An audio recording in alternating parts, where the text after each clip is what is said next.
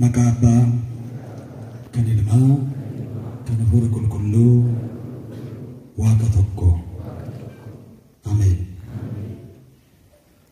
Abbootiin luboonni, barattoonni dilbataa, dargaggoon, shamarran maatii Waaqayyoon keessan maqaa Waaqayyootiin akkam ooltanii, akkam jirtuu, akkam yoonaan geessan. Nagaa fayyinaan nu eegee yeroo ammaatiin kan nu ga'e Waaqni abbootii keenyaa, Waaqni keenyas kaleessa kan jiraate, har'as kan jiru, fuuldurattis hanga bara baraatti kan jiraatu. Nagaa fayyinaan nu eegee yeroo ammaatiin kan nu ga'e maqaan isaa kan galateeffame haa ta'u. Kanatti aansee kadhannaa goonaa waan jedhaniif kadhannaa gootanii jiraattan irra deebin. Gochuu baattanis immoo hin jalqabnaa jechuudha. Kadhannaaf haa qophaa'nu.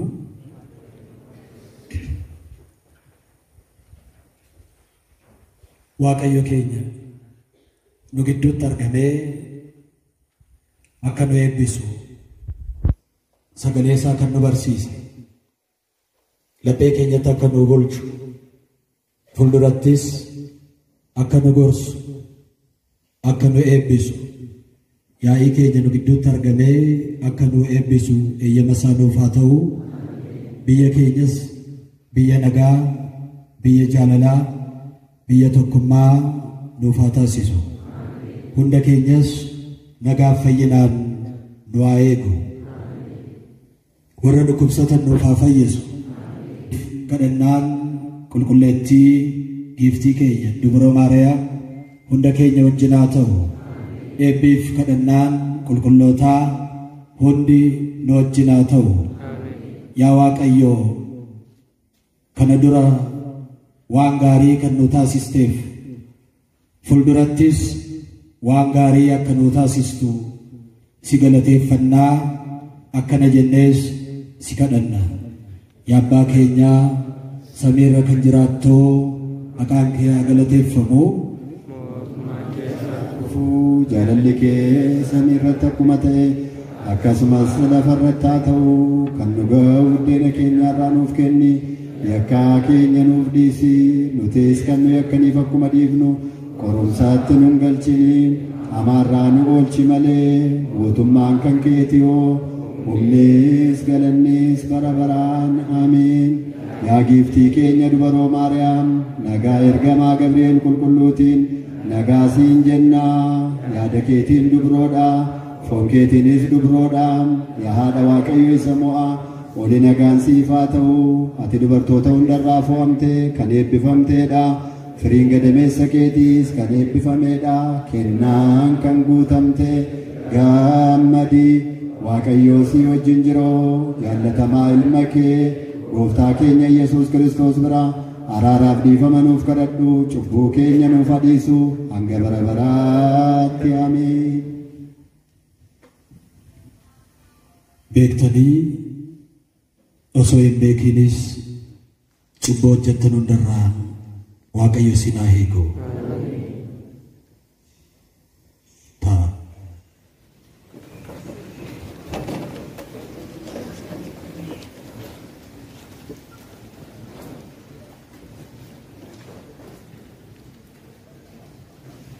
Itullee yeroo sa'aatii yookaan immoo daqiiqaa dheeraadhaaf waan barbaachisu barattaniittu sagantaa biraa waan qabnuuf yaaduma dabarsinee deemuudhaa fi Waaqayyo hunda keenya wajjin haa ta'u.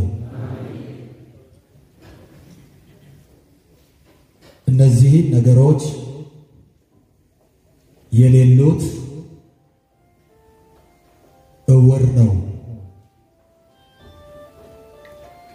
የሐዋርያው የቅዱስ ጴጥሮስ ሁለተኛ መልእክት ምዕራፍ 1 ቁጥር 9 wantoota kana kan hin qabne jaamaadha ergaa Phexros isa lammaffaa boqonnaa tokko lakkoofsa 9.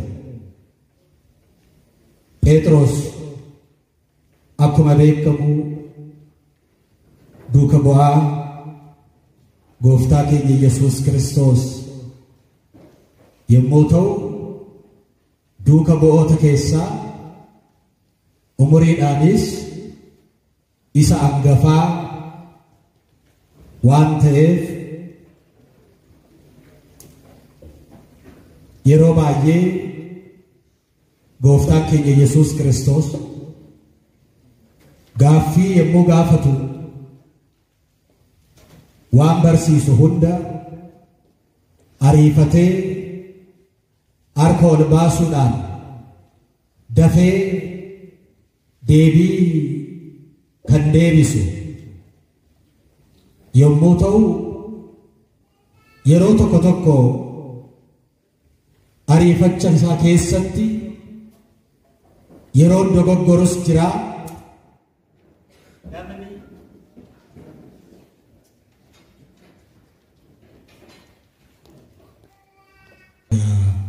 Hojii namaa waan taateef ishiin kun yeroo tokko tokko ni cicciti ta'a. Tottolchineetumatti fufnamaa rakkoon qabu. Namni qulqullaa'ee akka Waaqayyo ta'uu hin danda'u. Namni nama waan ta'eef waan lama keessa ni darbaa. Yeroon itti gaddu jira, yeroon itti gammadu jira. Yeroon inni argatu jira, yeroon dhabus jira. Yeroon kufus jira, yeroon ka'us jira. Harka isaa tokkichaan waan gaarii yeroon itti hojjetu jira. Harkuma isaa tokkichaan waan yakkaa, waan gidiraa yeroon itti hojjetu jira. Akkasumas arraba isaa tokkichaan Waaqayyoon ittiin galateeffata. Isumaan immoo deebisee waan hamaa, waan hammeenyaa ittiin dubbata. Siraak boqonnaa 28 lakkoofsa 12 irratti la'imma waraqqaa لأن نفعك لإسات تندد ولأن ورقا تتأفن سيني قليلا هي كونسا وان سلطا وان فكاتو فن سنغافت بي جئزين بي وكان بيكوس دندسو واللالوس دندسو تا وان مسالطات وان جباتا واني كم نوان تانيفت سنغافت لأن نفعك لإسات تندد ولأن ورقا تتأفل. إبدا يو أفوفت مالتا نبوبا yoo itti tufte immoo maalta kuni lachuu eessaa bahe asum keessaa bahe miti. Ibiddaan yoo afuufte kan afuuftus afaanuma kee tokkichumaani yoo afuufte hin bobaa ni bobaa nama balleessu ni gubaa. Yoo afaanuma sanaan immoo yoo itti tufte maalta ni dhaamaa. Lamaanuu sumatu hojjeta jechaadha. Bobeessuus ni dandeessaa, amsus ni dandeessaa jecha kana ani miti kan dubbate siraaktu dubbate boqonnaa 28 irratti namni tokkichi ni bobeessas ni dhaamsas waan gaariis ni hojjeta waan yakkaa waan gidiraas ni hojjeta garuu qalbii immoo jijjiirrachuun qalbii deebifachuun barbaachisaadha. Qulqulluu Phexros yemmuu inni gooftaa keenya Yesuus Kiristoos biratti yeroon inni galateeffames jira yeroo inni abaarame yookaan immoo yeroon inni itti ifatames jira lachuu kan ifatames arrabasaa keessaa afaansaa keessaa waan ba'een ifatame afaansaa keessaa waan ba'een galateeffame lachuu akka galateeffamus kan of taasise akka ifatamu yookaan immoo akka abaaramus kan of taasise Phexrosuma isa tokkicha kan ifates kan galateeffates kan isa eebbises gooftaadhuma Yesuus Kiristoos isuma tokkicha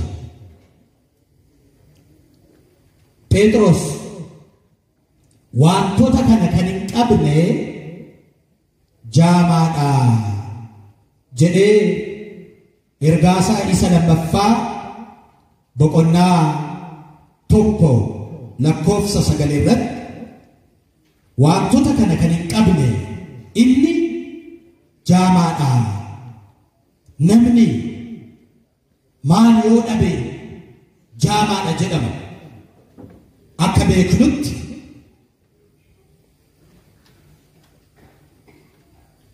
namni yoo maal dhabedha jaamaa jedhama maaloo dhabe ija miti akka beeknutti garuu namni yoo ilaaluu dadhabe jaamaa jedhama namni miila hin qabne naannoo kanatti illee luka jedhama natti fakkaata luka yookaan immoo namni miila hin qabne jaamaa jedhama namni harka hin qabne jaamaa jedhama namni gurra hin qabne jaamaa jedhama jedhamu እንደውም namni ija hin qabne iyyuu bara yeroo tokko yoo yaadattan Maggaabii Addis Isheetuu Alamaayyoo beektu miti ija qabu ija qabu miti ija qabu garuu hin ilaalan ija maa qabu ilaalu waan nuti ilaallu kana ilaalu danda'an maal jedhanii በአማርኛ አይነ ስውር jechuun ijisaa gara keessaa kan dhokate dhugaadha miti dhugaadha አይነ ስውር አይኑ ምን የሆነ ስውር የሆነ ማለት ነው አይደል አይኑ ስውር የሆነ በዚህ ጋር